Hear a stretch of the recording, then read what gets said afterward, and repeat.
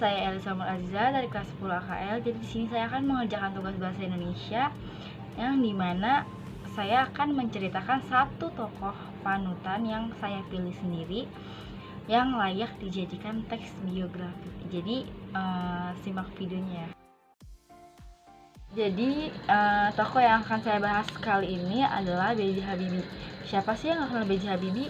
Apalagi kita warga negara Indonesia. Nah, jadi B.J. Habibie adalah salah satu tokoh panutan di negara Indonesia atau negara kita ini. Nah, dia adalah Presiden RI Republik Indonesia ketiga. Dia lahir pada tanggal 25 Juni tahun 1936. Beliau lahir di Parepare, Sulawesi Selatan. Beliau juga anak keempat dari 8 bersaudara. Beliau putra dari Alwi Abdul Jalil Habibie dan R.A. Tuti Warini Marini Puspa Wardojo. Masa kecil Habibie itu bersama saudara-saudaranya di Parepare, Sulawesi Selatan itu. Nah, sifat tegas dan memegang prinsipnya sudah diyakini dan ditunjukkannya oleh Habibie dari masa kecilnya itu atau masa kanak-kanaknya. Habibie yang mempunyai kegemaran menunggang kuda dan membaca ini dikenal sangat cerdas sejak duduk di bangku sekolah dasarnya itu. Muda B.J. Habibie itu dia sekolah di menuntut ilmu di Government Middle Bar School. Jadi dia itu di SMA-nya prestasinya itu sangat menonjol, apalagi di bidang eksakta. Nah, karena kecerdasannya setelah tamat SMA ia masuk ITB, Institut Teknologi Bandung. Tapi beliau tidak melanjutkan S1-nya di sana karena dia mendapat beasiswa dari Menteri Pendidikan dan Menteri Kebudayaan untuk kuliah di Jerman. Jadi si B.J. Habibie itu terinspirasi pesan Bung Karno, yaitu pentingnya dirgantara dan penerbangan di Indonesia. Semacam itulah. Jadi beliau atau B.J. Habibie memilih jurusan penerbangan atau spesialisasi konstruksi penerbangan.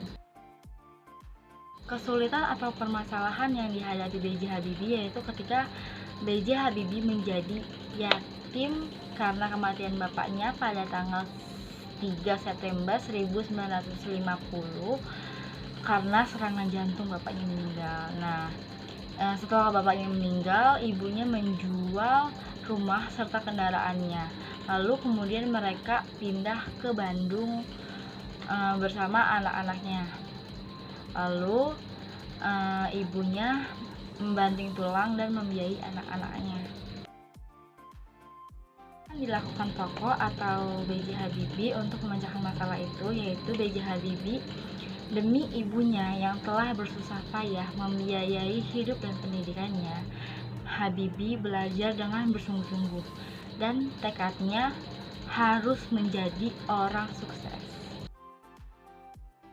Nah, hal yang menarik dari tokoh B.J. Habibie itu ia memiliki sifat yang pantang menyerah, rela berkorban, memegang prinsip tegas, tidak mudah menyerah dalam suatu permasalahan, dan ia bisa menyelesaikan permasalahan itu. Hal yang dapat diteladani itu sifat rela berkorban B.J. Habibie terhadap ibunya itu sangat besar sih menurut saya. Dan juga B.J. Habibie itu bersungguh-sungguh untuk mencapai tekadnya menjadi orang sukses. Itu patut banget kita teladani karena jarang orang memiliki tekad yang kuat seperti B.J. Habibie itu untuk meraih kesuksesan itu.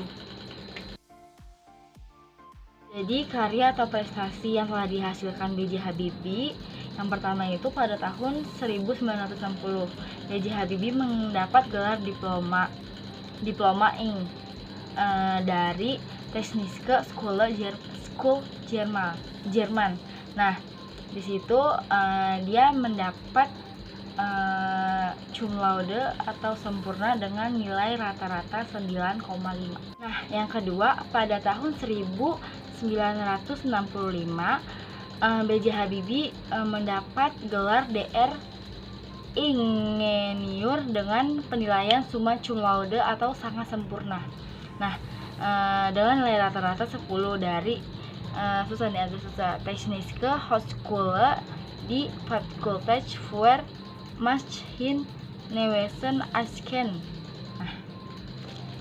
Nah, yang ketiga itu B.J. Habibie mendapat gelar doktor setelah menemukan rumus yang ia namai faktor Habibie. Kemudian yang keempat, pada tahun 1967 Habibie menjadi profesor kehormatan atau guru besar di Institut Teknologi Bandung. Nah, kemudian dia juga mendapat penghargaan bergengsi yang pernah diraih Habibie adalah Edward Warner Award dan Award von Karman yang hampir setara dengan hadiah Nobel. Nah, di dalam negeri Habibie mendapat penghargaan tertinggi dari Institut Teknologi Bandung atau ITB, Ganesha Praja Manggala Bakti Kencana. Di Indonesia, B.J. Habibie juga menjadi Menteri Negara Ristek. Nah, kemudian dia juga menjadi Presiden RI yang ketiga. Kenapa B.J. Habibie layak dibuatkan biografi? Karena B.J. Habibie itu sangat mempunyai sikap yang bisa diteladani bagi orang-orang lain sampai kita suksesnya. Jadi permasalahan di dihadapi kayak dia mempunyai kelebihan yang cukup bagus sih. Nah, jadi B.J. Habibie juga itu perjalanannya itu menceritakan sejarah hidup, pengalaman-pengalaman dia, juga sampai kisah suksesnya, sampai menjadi suksesnya gitu. Nah, jadi B.J. Habibie itu layak dibuatkan biografi menurut saya itu. Jadi dia tuh mengulas pengalaman-pengalamannya yang dia hadapi sebelum sukses, sebelum kesuksesannya itu. Jika saya bertemu dengan B.J. Habibie, saya tidak akan melewatkan momen yang sangat bermanfaat bagi saya untuk menanyakan bagaimana cara agar memiliki sifat yang bersungguh-sungguh rela berkorban, serta memiliki tekad yang kuat untuk mencapai kesuksesan. Sedangkan saya aja ini kayak masih kurang, kayak masih bermalas-malasan atau tidak bisa memanfaatkan waktu. Jadi saya akan bertanya kepada Habibie gimana memiliki tekad yang kuat untuk menggapai kesuksesan. Jadi saya akan menanyakan itu. Sekian dari saya, Elisa Umur Aliza Kanaan.